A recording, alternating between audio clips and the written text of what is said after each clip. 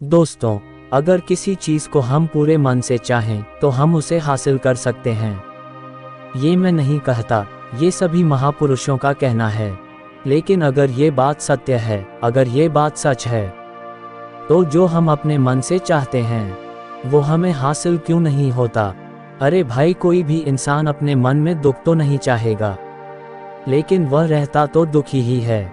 आजकल हर इंसान अपने मन से कामयाब तो होना चाहता है, खूब पैसा कमाना चाहता है, लेकिन फिर भी वो कामयाब नहीं होता। भला ऐसा दुनिया में कौन इंसान होगा जो अपने मन में ये चाहेगा कि मैं नाकामयाब ही रहूं, क्या मैं पैसा ना कमाऊं? ये सोचने की बात है।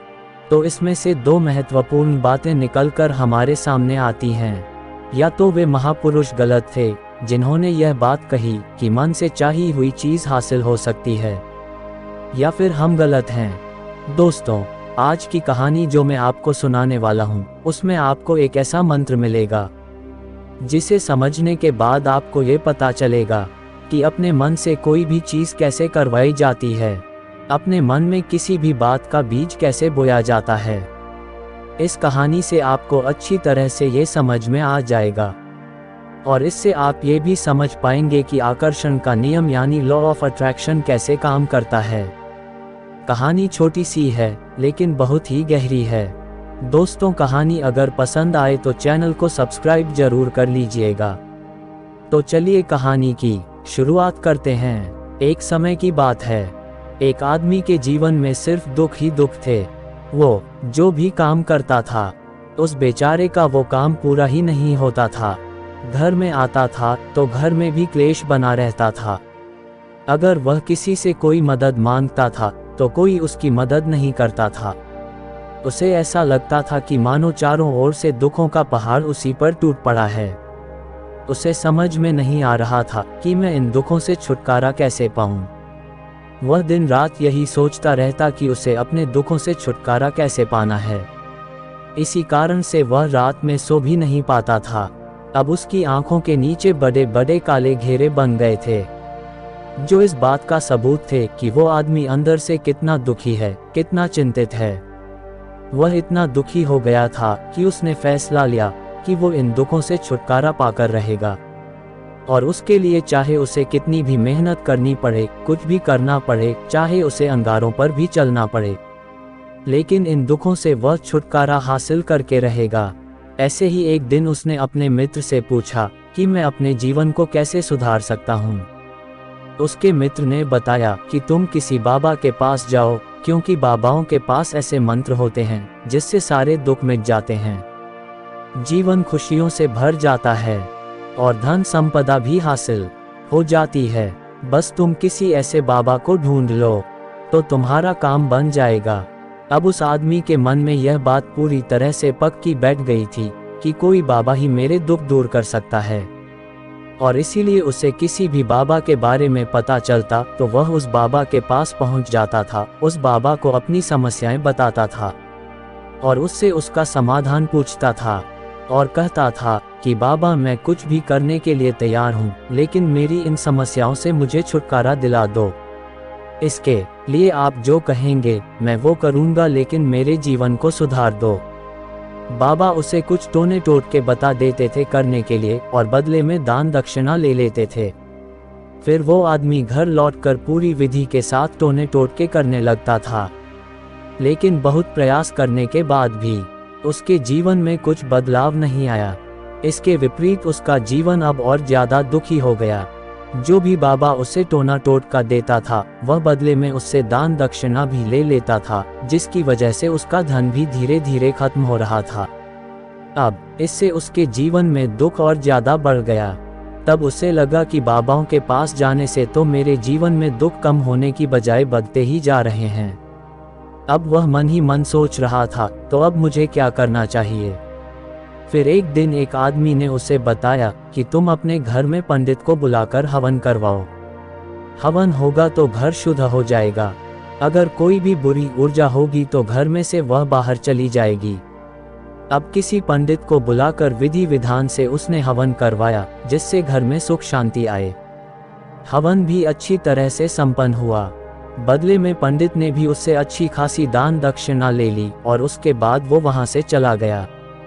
लेकिन कुछ दिनों के बाद उस आदमी को फिर महसूस हुआ कि उसके जीवन में अभी भी कोई बदलाव नहीं आया है। अब वह आदमी पूरी तरह से दुखी हो गया। वह अब और भी ज्यादा परेशान हो गया था। अब तो उसे लगने लगा था कि उसके जीवन में तो दुख कभी खत्म ही नहीं होंगे, और यही सोच सोचकर उसका बुरा हाल हो गया था। फिर एक दिन उसे अपने मित्र से गौतम बुद्ध के बारे में पता चला, जिनके पास हर समस्या का समाधान मिल सकता है। यही सोचकर वह महात्मा बुद्ध के पास पहुंचा। जब वो आदमी वहां पर पहुंचा तो वह देखता है कि बुद्ध ध्यान में बैठे हुए हैं। ये देखकर वो आदमी भी वहीं पर चुपचाप बैठकर बुद्ध के ध्यान से बाहर आने का इंतजार करने लगा। फिर थोड़ी देर बाद बुद्ध ने अपनी आंखें खोली और अपने सामने बैठे उस दुखी और परेशान युवक को देखा। बुद्ध उसकी आंखों के नीचे काले घेरे देखते ही समझ गए कि यह आदमी अपने जीवन में बहुत परेशान है। उसे संबोधित करते हुए बुद्ध ने पूछा कि युवक, तुम क्या चाहते हो? हमारे पास क्या लेने आए हो? उस आदमी ने कहा कि महात्मा, मैं अपने जीवन में बहुत परेशान हूँ। मैंने अपने दुखों को दूर करने के लिए बहुत सारे उपाय कर के देख लिए, टोना टोटका किया, कई मंदिरों में पूजा पाठ भी किया, हवन भी कराया, लेकिन ये दुख मेरा पीछा ही नहीं छोड़ रहे हैं। इसीलिए आज मैं हार मान के आपके सामने अपने दुखों के समाधान के लिए आया हूँ। बुद्ध आदमी की बात सुनकर पहले तो मुस्कुराए और कहा कि तुम्हें तुम्हारे सभी दुखों से छुटकारा मिल जाएगा, लेकिन उसके लिए तुम्हें एक बहुत मुश्किल काम करना होगा। युवक ने कहा कि आज आप जो बोलेंगे मैं करने को तैयार हूँ, चाहे मुझे उसके लिए अंगारों पर भी चलना पड़े, मैं चलूँगा, बस आप आज्ञा दीजिए। इस बात पर बुद्ध ने कहा कि अंगारों पर चलना तो बहुत छोटा काम है, वह मैं तुमसे नहीं करवाने वाला। मैं जो तुमसे करवाने वाला हूँ वह बहुत कठिन मंत्र है, क्या तुम उसको पूरा कर पाओगे? अब उस व्यक्ति ने कहा कि जरूर कर पाऊंगा, बस आप बताएं कि मुझे क्या करना है। बुद्ध ने आदमी से कहा, तो ठीक है, अब जब तुम यहाँ से अपने घर वापस जाओगे तो अपने मन में यह मंत्र दोहराना कि मैं अपने जीवन में सुखी हूँ, मैं अपने जीवन में सुखी हूँ। बार बार तुम्हें यही दोहराते रहना है, और याद रखना अपनी शब्दों से नहीं, सिर्फ मन में दोहराना है। अब आदमी ने कहा, हे महात्मा, बस इतनी सी बात, मैं तो ये आसानी से कर लूँगा, लेकिन इससे आखिर होगा क्या? अब बुद्ध ने कहा कि तुमने जब इतने सारे उपाय करके देख लिए लेकिन फिर भी कुछ समाधान नहीं मिला, तो एक बार इस मंत्र को जरूर करके देखो। आदमी ने कहा, ठीक है, मैं जरूर इस मंत्र को करूँगा। और वह जैसे ही उठकर चलने लगा तो बुद्ध ने उसको रोका और कहा, एक और बात का ध्यान रखना कि जब तुम इस मंत्र का उच्चारण करो तब तुम्हारे मन में बंदर के विचार नहीं आने चाहिए, तभी यह मंत्र कामयाब होगा। अब वो आदमी हैरान हो गया और उसने मन ही मन कहा कि आज तक मेरे मन में कभी बंदर के विचार नहीं आए हैं, तो अब क्या आएंगे? उसने बुद्ध से कहा कि आप फिक्र न करें महात्मा, मेरे मन में बंदर के विचार नहीं आएंगे। ये कहकर वह आदमी वहां से निकल गया। अब रास्ते में चलते चलते वह लगातार उस मंत्र को दोहरा रहा था, लेकिन कुछ ही देर बाद अचानक उसके मन में बंदर के बारे में विचार आया और चला गया। वह सोचने लगा कि ये क्या हो गया, ऐसा कभी मेरे मन में बंदर का विचार नहीं आया, लेकिन आज कैसे यह विचार आ गया? और वह फिर से मंत्र को दोहराते हुए चलने लगा। वो कुछ दूर और ही चला होगा कि उसको एक मदारी दिखता है बंदर के साथ, और फिर उसके मन में बंदर को देखकर विचार चलने लगते हैं, और वह मंत्र दोहराना बंद कर देता है और बंदर के बारे में सोचने लगता है। अब कुछ देर बाद जब उसको एहसास होता है कि महात्मा बुद्ध ने क्या कहा था कि बंदर के विचार को मन में आने से रोकना, लेकिन ये हो नहीं पाया। जैसे तैसे वह अपने घर पहुंचा और अपनी पत्नी से कहा कि ओ बंदरिया, मेरे लिए बंदर परोस दे। तो उसको एहसास हुआ कि उसने ये क्या बोल दिया है, और वो अपना सर पकड़कर बैठ गया। उसे समझ में नहीं आ रहा था कि उसके साथ ये क्या हो रहा है, आखिर क्यों उसके मन में बंदर ही बंदर चल रहा है। अब वो रात भर ये सोच सोच कर सो नहीं पाया और सुबह का इंतजार करने लगा। सुबह होते ही वो सीधा महात्मा बुद्ध के पास पहुंचा और उनके चरणों में गिर के बोला, हे महात्मा, मेरे साथ पता नहीं ये क्या हो रहा है।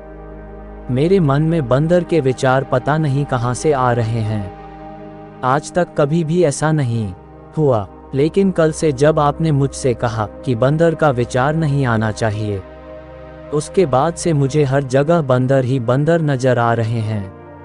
और अभी भी आपके पीछे जो पेड़ है, मुझे उस पर भी एक बंदर केला खाता हुआ नजर आ रहा है। आखिर ऐसा क्यों हो रहा है महात्मा, आप कृपा करके मुझे उचित मार्ग बताएं। अब गौतम बुद्ध मुस्कुराए और उन्होंने कहा, युवक, यह मन का जाल है, एक ऐसा जाल जिसे समझ पाना इतना आसान नहीं है। बंदर तो तुम्हारे रास्ते में पहले भी आते थे। जब तुम मेरे पास आए थे तो इन्हीं पेड़ों पर ये बंदर घूम रहे थे, लेकिन तब तुम्हारे ध्यान में ये बंदर नहीं थे। तब तुम्हारे ध्यान में सिर्फ अपने दुख थे। हम जिस चीज से भी दूर भागना चाहते हैं, वास्तव में वही चीज हमारे मन में बहुत गहराई से समा जाती है। असल में हम जिस भी चीज से छुटकारा पाना चाहते हैं, उससे छुटकारा इसलिए पाना चाहते हैं कि वो हमारे साथ बहुत गहराई से जुड़ी हुई है। और हम जितना ही उससे छुटकारा पाना चाहते हैं, वह उतनी ही गहराई से हमारे मन में बैठती चली जाती है और आखिरकार वह हमारे अंतर मन में छा जाती है। बाहर से तो हम चाहते हैं सुखी होना, कि मैं सुखी हूँ, मैं सुखी हूँ, और हमारे होंठ भी यही बोलते रहते हैं, लेकिन हमारे विचारों में, हमारे मन में हमें दुख ही दुख दिखाई देता है। इसीलिए अपनी जुबान से बार बार यह बोलना कि मैं सुखी हूँ, मैं सुखी हूँ। हम सुखी नहीं होंगे जब तक यह मंत्र हमारे अंतर मन में प्रवेश नहीं होगा। इस बात पर उस आदमी ने पूछा, तो यह मंत्र हमारे अंतर मन में प्रविष्ट कैसे होगा? अब बुद्ध ने कहा कि युवक, अपने दुखों से लड़ना बंद करो। जब तक तुम अपने दुखों को दूर करने की सोचते रहोगे, तब तक वो दुख तुमसे चिपके रहेंगे। तब तक वह तो तुम्हारे अंतर मन पर अपना राज जमाए बैठे रहेंगे। और जिस दिन तुम उन दुखों के बारे में सोचना ही छोड़ दोगे, उसी दिन से तुम्हारी जिंदगी से दुख गायब हो जाएगा। क्योंकि किसी भी चीज से छुटकारा पाने के लिए हमें उस चीज के बारे में सोचना पड़ता है, और हम जितना ही उस चीज के बारे में सोचते हैं, वह उतनी ही गहराई से हमारे मन में समाती चली जाती है। हम ज्यादातर समय दुखों के बारे में ही सोचते हैं। हम यही सोचते हैं कि हमारे जीवन में दुख है और हमें इससे छुटकारा पाना है। इसी वजह से बार बार सोचने से वह हमारे अंतर मन में चला जाता है। इसीलिए अगर तुम अपने दुखों से छुटकारा पाना चाहते हो, तो दुखों से छुटकारा पाने के बारे में सोचना ही छोड़ दो। तुम्हें दुखों से छुटकारा मिल ही जाएगा। दोस्तों, अगर हम इस मंत्र को समझ लेते हैं, तो हम अपने जीवन में जो भी पाना चाहते हैं, उसे अपने अंतर्मन में डाल सकते हैं। और एक बार वो लक्ष्य हमारे अंतर्मन में बैठ जाता है, तो फिर सफलता पाने में कोई भी समस्या नहीं आती है और कोई भी दिक्कत नहीं आती है।